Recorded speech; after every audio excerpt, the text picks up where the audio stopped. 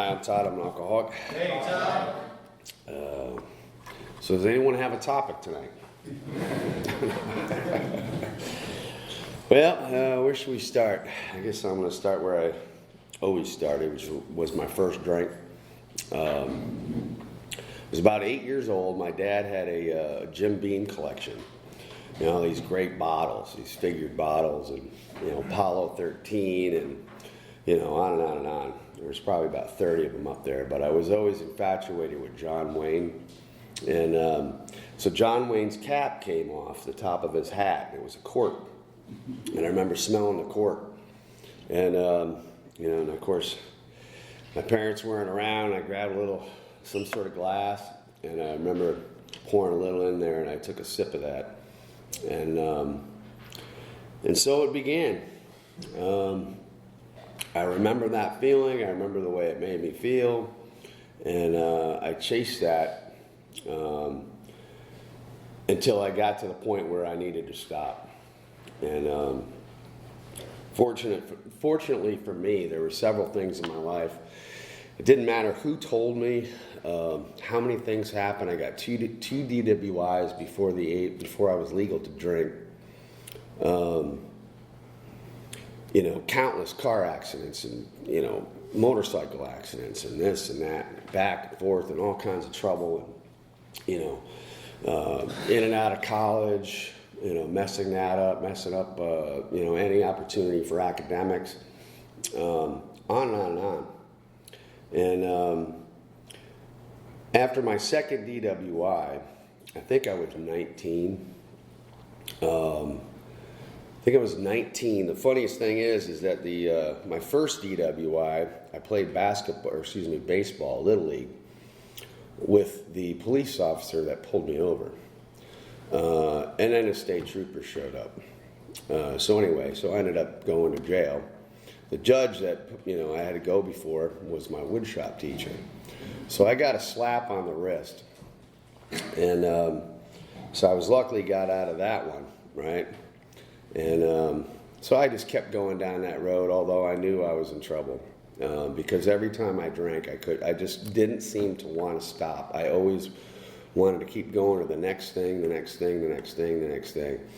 And, you know, my story involves all kinds of other drugs too, which I won't go into now, but anything that took me out of myself, you know, that sort of uncomfortable feeling, you know, any sort of thing that bad that happened, it's like I didn't want to feel at all, so I wanted to medicate. And my parents got divorced when I was 16, so, you know, that was sort of an issue. Looking back on it now, it was a pretty major issue, really. Moved to a different town, fell into a whole group of people that, you know, I probably shouldn't have, and on and on and on. So after my second DWI, I'm in college still, doing actually well because I tried to get my act together. So I was doing well, and I shouldn't say that. That was prior to my second DWI. So I was doing well. I had my act together. Things were going good. Okay, I've got it this time. It's all going to work out fine, and boom. That happens. This girl that I knew, that I'd worked with, she said, "Have you ever thought about not drinking?" And I said, you know, my stepmother told me that I was an alcoholic. My dad told me I was an alcoholic. Friends told me that, you know, hey man, you know, maybe you should lay off a little bit. And I could never ever do it. But this girl, you know, she said, "Hey, you ever think about not drinking?" And so I went to a meeting with her. She got sober when she was 15. And the interesting thing was, or not the interesting thing, I wasn't ready. So she and I had lived together. I was still drinking. You know, I drank vodka during the day, tried to get cleaned up by the time she got home. That didn't work out. Everything went completely south, and I basically I went right back into denial, and then decided to pull a Geographic. So what do? I decided to move to California. You know, it's a good idea, right? If you want to pull a Geographic and go have some fun, go to Haight-Ashbury and live on Nob Hill and hang out in that city. So I did that for quite a while with my college roommates and so on. Continued down that road. She came out to visit me, and I was a mess. So then she left, and that was the end of our relationship. But what it did do is it showed me, I went to meetings with her, and I will never forget it because that was always in my mind. I was always thinking about her and that there was something to what she was saying. And there always was. And I always knew that in my heart, but I didn't want to believe it. I didn't want to believe it. No, that's not me. That's for other people. It's not me. And so anyway, long story short, I had to keep going down that road. So I pulled a Geographic. I moved to California. Me and my old college roommates, we all go out there, live for probably about another year. And then forget about school. Left all of that, figured I'd go back to college out there, maybe get residency or whatever, and well, that didn't happen. So then we all decided to move to Colorado. We moved to Colorado. So another Geographic. Well, it's going to be different this time, right? I'm going to have my act together. I'm going to move to Colorado, and things are going to be different. I go out there. What am I doing? I'm driving an unlicensed Camaro from Boulder to Vail, back and forth, making deliveries without having a license either. Not a good idea. How I never got caught is beyond me. I should have been in jail for a long time, several times. But somehow somebody was looking out for me. I don't know how that ever happens, but well, I do now in retrospect. But so there I am in Colorado, same scenario. I'm a builder, so of course I'm building houses out there, and I'm just a kid. I'm 22 years old. No, actually I was probably about 21 at the time. I moved down to the Virgin Islands at the age of 21. My sister had moved down there, so I pull another Geographic. All right, I'm going to go down to the Virgin Islands, spend time with my sister, and I'm going to get my act together. Wrong place for that, again. I seem to, it's like going to all of these different places that are worse than the places that you're coming from. If you want to stay sober. I mean, alcohol is cheaper than water in the Virgin Islands. Literally. It's duty-free, tax-free, and the rum just keeps flowing and flowing and flowing, and everybody's on vacation, except for those of us that have to work and live there. But anyway, if you want to hit a bottom, go to St. Thomas, because it'll happen really quick. And that's what happened to me. So my life didn't change. It only got worse. Now I'm still in construction, and every weekend, Friday rolls around, I'm living like a king. Monday morning, I have no money. And then one scenario after the other, blackouts and passing out and being robbed while I'm unconscious and, losing my wallet like 2 or 3 times within a month. On and on and on and on. I mean, the stories just will continuously go on. But anyway, I had hit a bottom, and I remembered the girl, Maria. She's like an angel in my life, or was in my life. And it's really strange because my current wife, I feel bad because I almost want to call her and thank her again. Because when I got sober at the age of 22, I did call her, and I actually thanked her because I feel like I owed her some huge amends. But what she had done is she had actually passed on the message, even though I wasn't ready to receive it. It was still there. And I knew that if there was any solution, it was going to be the path that she took. And so I called my sister. Just so happens my sister has a friend that says, hey, if Todd ever needs a hand, he reached his hand out to me. And sure enough, he picked me up, brought me to a meeting. So that was my first meeting after the first go-round. That changed my life for a long, long time. I just dove headfirst into it. Whatever it is I didn't do the first time, I started doing. Got a sponsor. I did the steps. I started, surrounding myself with people that were sober. I quit my job because I partied with all the guys that I worked with. So I had to quit my job. That was it. I went out on my own. I got incorporated. I started a business and started working and staying sober. That was my primary purpose at the time. And that's all I did. I worked and I went to meetings. I didn't have wheels at the time. I had a motorcycle that was in my living room in pieces. I couldn't put the thing together for the life of me when I was drinking. I don't know why. Stayed sober for about a year, and within that year, I got that motorcycle together, and I'd strap tools onto the back of it, and I'd go to a job site, and I'd do this project or that, and little by little, it's like but prior to that, I walked to meetings. I would get out of work at 3 o'clock. There was a 5 o'clock meeting. It would give me 2 hours to walk there, about 3.5, 4 miles or so. 90-degree weather and heat and all that. Sometimes I'd catch a ride and I'd get there early and I'd start up a conversation with the guy that was there early too. And the next thing you know, it became this routine. And it didn't matter where I was working on the island. When I was in town, I'd go to the happy hour group. If I was, out east, I'd go to the Red Hook group. There was 3 or 4 different meetings, 4 different meetings on the island.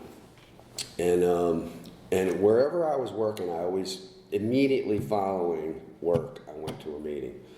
And whatever I needed to do is what I did to get there. And then I'd always end up, somebody would always give me a lift back. In fact, there wasn't a night that someone said, hey, just everyone left. And I'm standing there, and I've got to walk all the way to Mountaintop, which is, 6 miles from there. But anyway, these people kind of surrounded me. There's different families. One of them, one sister came down to St. Thomas, and they all grew up on the Lower East Side of Manhattan. So there were 7 brothers and sisters. And one by one, they all ended up in St. Thomas. They would come down there to detox from heroin. And so they would go to the Moffley Hotel and drink vodka to kick the heroin. And then they would start to work on the vodka. And one by one, that entire family got sober. Those are the people I started hanging around with. And I don't know why, but it took me basically one Friday night, because this is Friday night. I got a pocket full of money.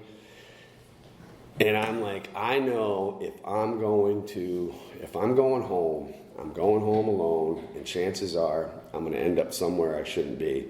So I reached out. I actually announced it at the meeting. I said, hey, if anybody's doing anything after the meeting,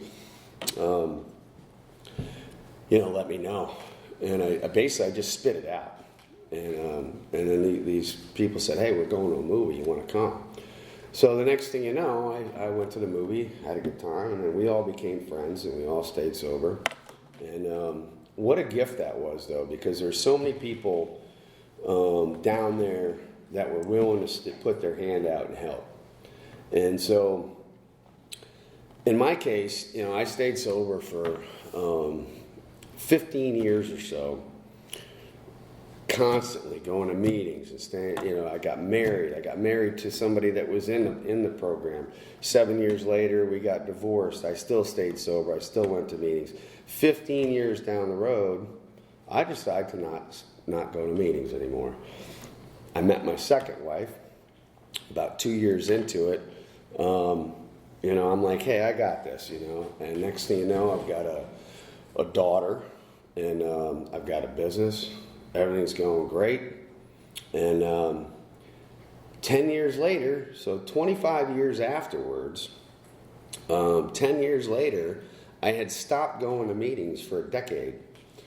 I didn't drink.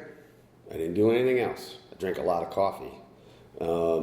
But the point is that basically after a decade, all of a sudden that idea that this time was going to be different, and I was a kid, I was 22 years old, I'm 48 now, I'm successful, I've got a business, I've got a family, blah, blah, blah, blah, blah, blah, blah. It's going to be different this time.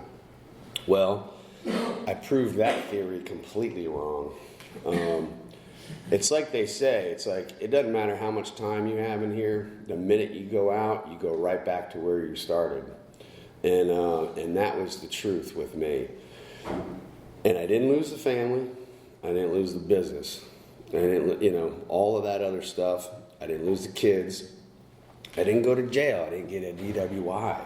But mentally, in a 4-year period, I had gone from feeling wonderful and grateful and happy to be alive and looking at my children. And I went from that to wanting to end it because I couldn't stop drinking. Once I had started, I happened to be in Rome, of all places, two blocks from the Vatican. And this little old lady says to me, "Hey, would you like some limoncello?" And I said, "Well, I was a kid, so why not? I'll have a little limoncello." So I take a sip of this limoncello and I put one back. She said, "Would you like another one?" I said, "Sure." Off to the races I went. My current wife and I then became drinking buddies for 4 years. That was it. I never in my wildest dreams, in fact, I stood in my garage in St. Thomas and a guy said to me, he just looked at me and said, "How the hell did you do it?" I said, "Well, I just stayed sober. I said, "You want to see how this all go away? Put a drink in my hand."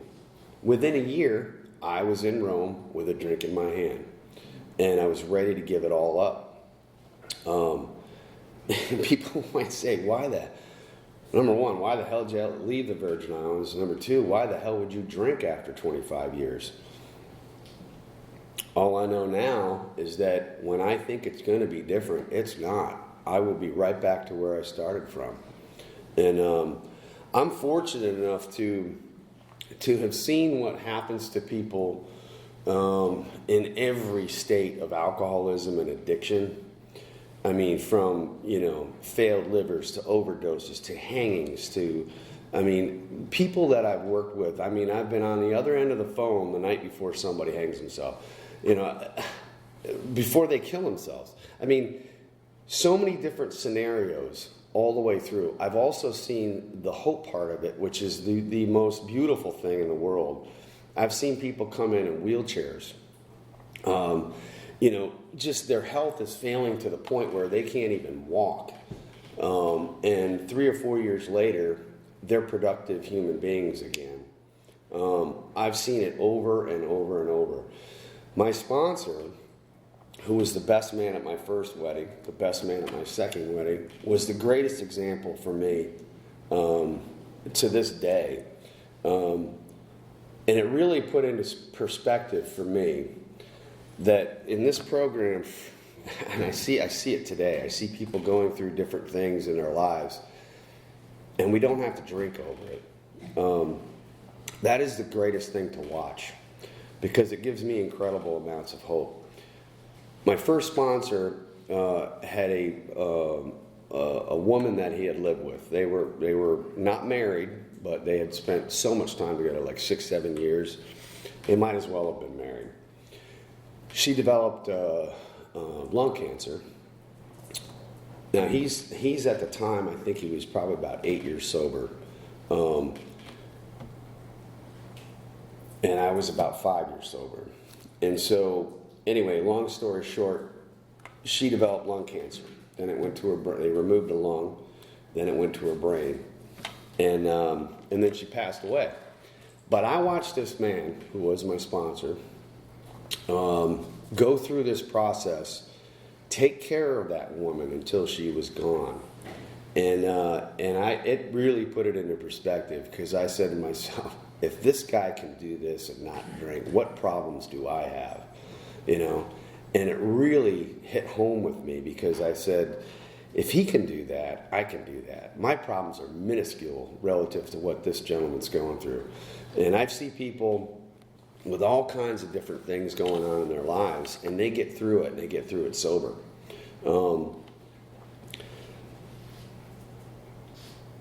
He was the best man at my second marriage, too. And to this day, one of the most unbelievable things is that the day that I came back in the program, which now is 2 years ago. So 6 years ago, I started drinking again after 25 years. 2 years ago, I went to the Wilder building and went to the noon meeting. And the day after I went to that meeting, who calls me? I hadn't even talked to him in probably about a year and a half. But Fitz, that's the guy that, and not Fritz that we all know from the Wilder building, it's Fitz. But anyway, he was my sponsor. And he called me the next day. Didn't call him. Nobody talked to him. Nobody even knew that I was going to a meeting. Just kind of odd that he would call me the following day. There's some sort of connection that happens here with people that help people, you know, and somehow I don't know how this all works, but I can tell you it does. All I know is I've seen it. I've seen it working in other people's lives. And I've seen it in my life. The connection with a higher power as a result of learning these steps, doing these steps, and becoming part of your life. That's what happened to me. It became a lifestyle. Being sober was a lifestyle. Working those steps on a daily basis, hourly basis, minute by minute, second by second, it doesn't matter. It's part of my life. It became part of my life. That's what I do. Did I do it perfectly? No. Can I actually go back and fix it? Yes, because I can make an amends. But on a daily basis, my biggest thing was the 3rd step prayer and the 7th step prayer. When I say those words, take away my difficulties, that victory over them will bear witness to those I may help to thy love, thy power, and the way of life. When I say those words, it basically says to me, hey, look, I've got to do the right thing. And I've got to overcome my difficulties so that I can help someone else to do the same. And then the 7th step, basically, for me, too, is it's remove my character flaws that stand in the way of my usefulness. And humbly ask him to remove them. Miraculously, sometimes certain things do get removed. Mainly my alcoholism, number one, and number two, all the other things that would want to make me drink. This is such a gift, this program. I can't even describe the sense of gratitude that I have for this program. I see it on a daily basis. It's a perception that somehow I put one drop of alcohol in me and my whole perception changes. It becomes the glass is half empty instead of half full. It just happens that way. And the darker and darker it gets. And I can either choose to stay sober or I can not. But knowing what I know now, I know there's no other path for me. There really isn't. So I need to learn from all of those that have continued on, which many of the people that I know continue to stay sober. 30 years, 40 years. Some people died sober. So many different people throughout my sobriety. And even now, there are so many people that continuously do, service, work with other people, like endlessly. I know so many people I can think of right now that every single day they're working with somebody, and that is the example of doing, continuously carrying this message. And in that way, we get to stay sober another day. So all I know is that my life has gotten incredibly, so much better in the short period of time that I'm back. My relationships with my family, I've got 2 daughters. My kids are, I'm just lucky that my kids are doing incredibly well. My daughter just got a scholarship to college, and she graduates next year. My youngest daughter's doing great, and they're both happy. And it's because we're as parents, I'm actually available now instead of being unavailable. For a 4-year period of time, I was doing things that I totally, I'd rather, okay, I'm going to the golf course. I come back, I'm drunk, I can't even tie my shoes. On and on and on. That's no way to parent. It's just not the right approach. And luckily, we were able to turn that around pretty quickly. And now I've got a meaningful relationship with both of my daughters, and my wife. And coincidentally, my wife decided to stop drinking for probably about 4 or 5 months now. And I didn't ask her to. It's just she decided, you know what, maybe I'm done. And oddly enough, I don't know how that happens, but that's a gift too. And our relationships have changed again. All I can tell you is that anybody that's in this room that's new. I was new when I was 22, and I was new at 48. At the end of the day, this thing will change your life. It will save your life. I'm really lucky I made it back. So many people don't. And that's not, it is what it is, But if I don't recognize that, and I don't live in fear at all, I recoil from that as if from a flame. It's like they say in the book. It's just like I just don't have any desire whatsoever. That desire to drink has been completely removed. It's not even in my my thinking anymore. I just don't want to do it anymore. Period. That is something that's something outside of myself working. That's not me doing that. Left to my own devices, I'll continue down some other path, and it won't be pretty. I don't know if I can burn up another 10 minutes or not, but tell a few drunkalogs or something. But anyway, nobody wants to hear that. But like I said, it's like I've seen the growth in so many different people, even since I've gotten here. And that's a beautiful thing. All I can tell you again is that I was fortunate enough to get sober at a very young age and live a sober life. Right now, when you think about it, it's a total of 27 years of my life. I'm 53. So 27 years of my life I've spent sober. And I had to learn that lesson and go back out again. I'm just really glad I was able to get back here. And actually, on that note, one thing I can say is that when I came to believe in something greater than myself, that never left me. It was always with me. It had been with me for almost forever. I just didn't believe it. When I did believe it, all of a sudden all these things started happening. My life got great. And then I decided, well, wait a minute. I'm going to walk away from this for a minute. And then I start to forget. The more time goes by, the next thing you know, it sounds like a good idea to pick up a drink. My higher power, I'm sitting out on my porch, and I'm thinking about my higher power, and I'm hungover. I mean, I had a really rough night on a lot of scotch. The next day, my higher power basically said, you need to get to a meeting.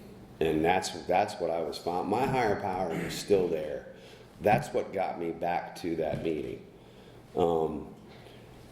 I heard someone say recently, and it was just kind of inspiring, because it's like they say, it's like God doesn't let go of you when you let go of God. And I believe that that's happened to me. And it wasn't that I let go. I just stopped pursuing it, or, strengthening that bond with a higher power or God. It drifted away as time went by.